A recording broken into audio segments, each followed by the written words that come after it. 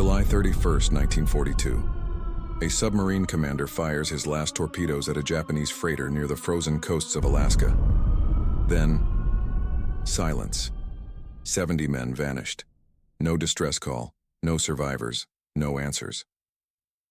For 65 years, 3 brothers grew up without their father, a submarine captain lost in World War II.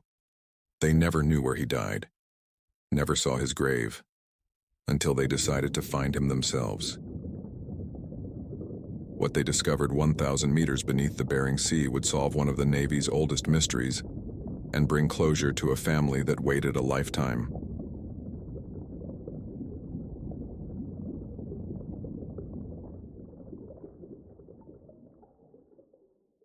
USS Grunion, SS-216, was a Gato-class submarine commissioned on April 11, 1942, under the command of Lieutenant Commander Mannert Abele. On her first war patrol near Kiska Island, Alaska, in July 1942, she sank 2 Japanese submarine chasers and attacked multiple enemy vessels. On July 30, 1942, she reported heavy anti-submarine activity and was ordered to return to Dutch Harbor. On July 31st, she engaged the Japanese freighter Kano Maru, firing multiple torpedoes. She was never heard from again.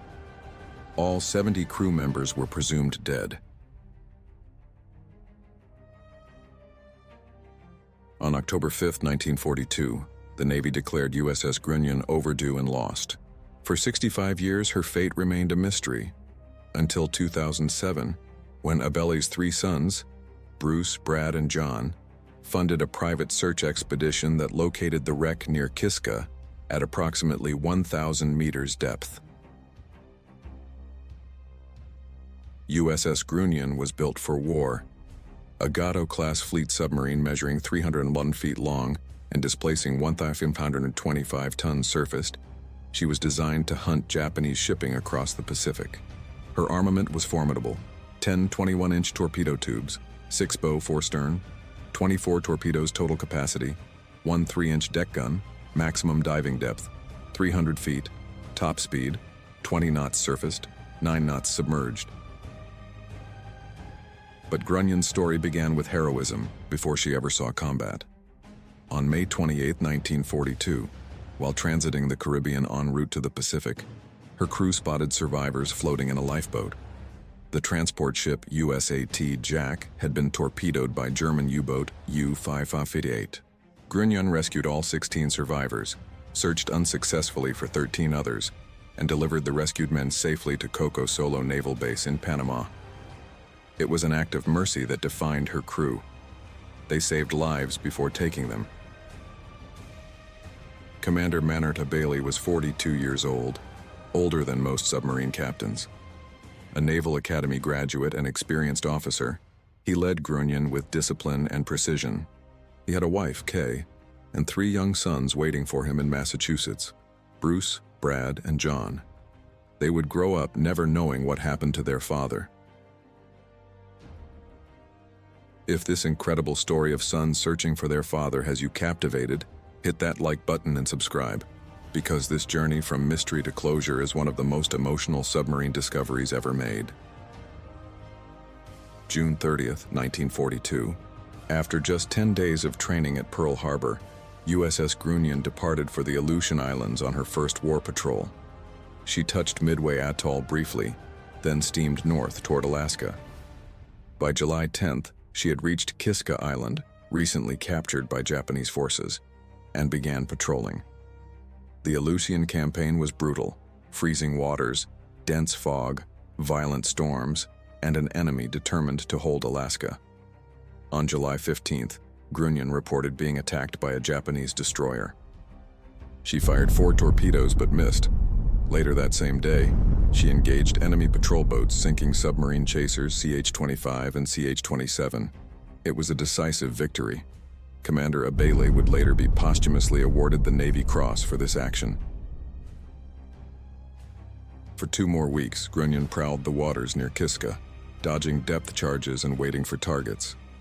On July 28th, she reported attacking an enemy ship but making no hits. By July 30th, She had only 10 torpedoes remaining. Navy Command ordered her to return to Dutch Harbor. The patrol was over. She was heading home. Then, on the morning of July 31st, she spotted one final target.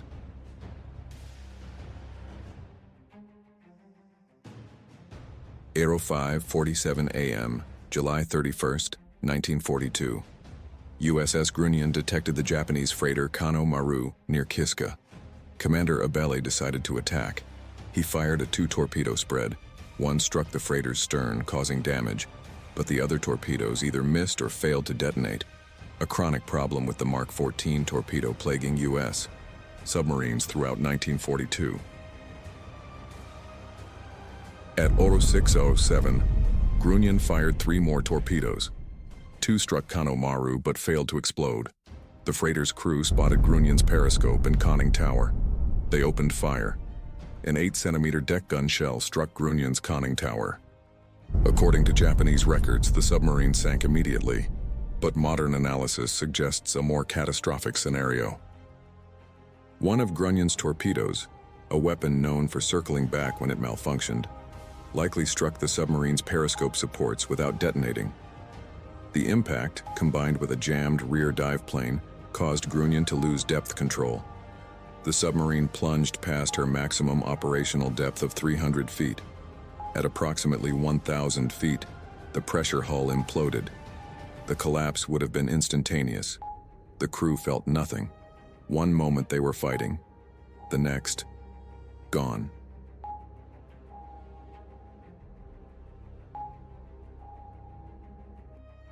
Kano Maru limped to Kiska Harbor and reported the attack, but the transmission was never received. The freighter was later sunk by U.S. air attack on August 8th. USS Grunion never returned to Dutch Harbor. On October 5, 1942, the Navy declared her lost with all hands.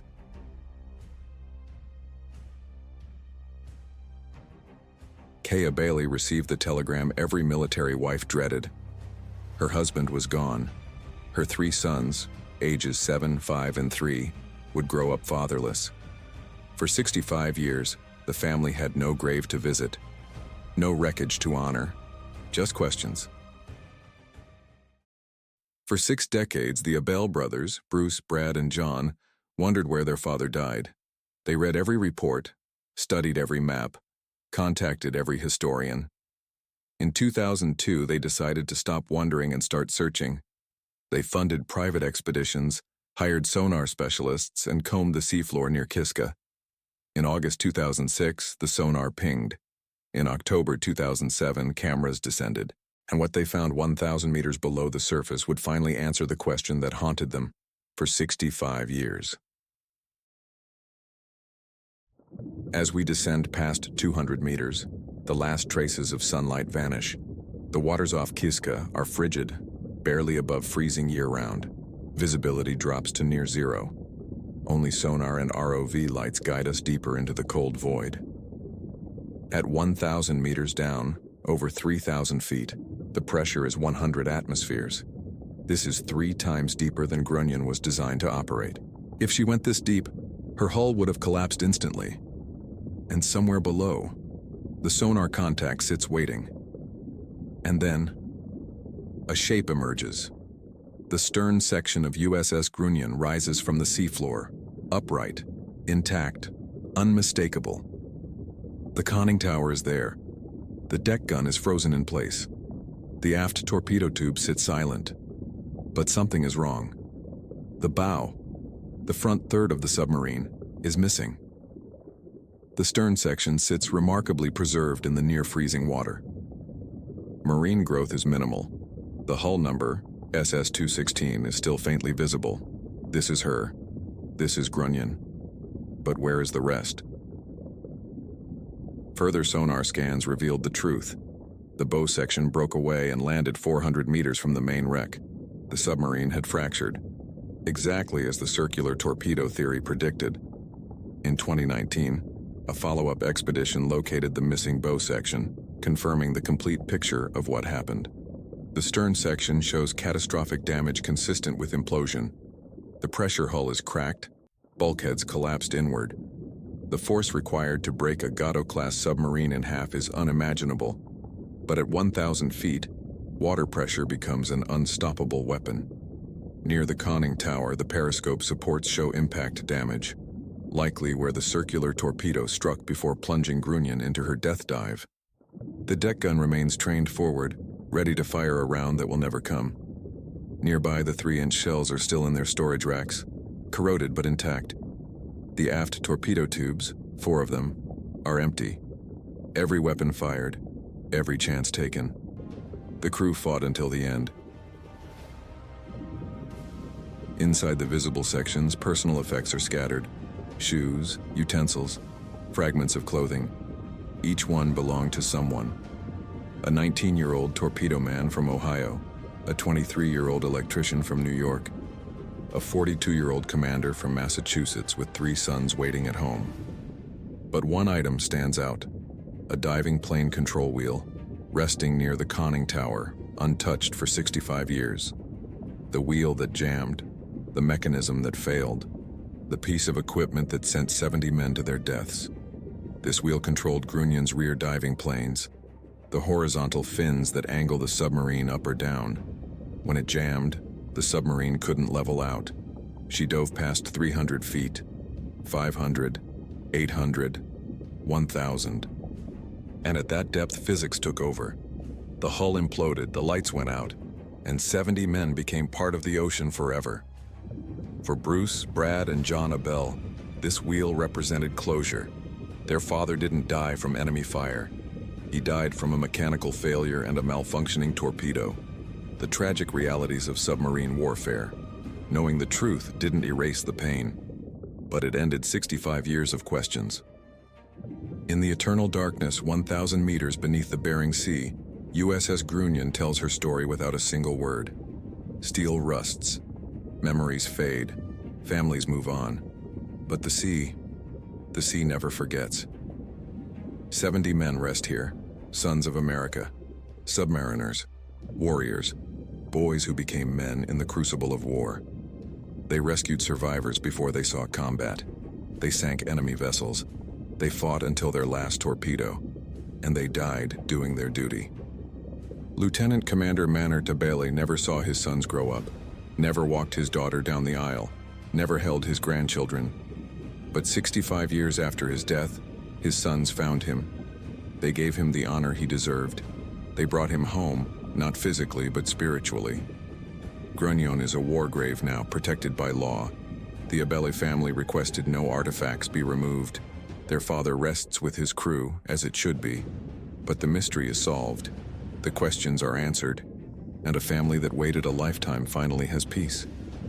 If this story of love, loss, and closure moved you, honor the 70 men of USS Grunion by sharing it. Hit that like button, subscribe for more untold submarine stories, and turn on notifications, because these men deserve to be remembered. The Abele brothers spent 65 years searching for their father. What would you do to find answers about a loved one? Drop your thoughts in the comments below. Let's make sure USS Grunion and her crew are never forgotten.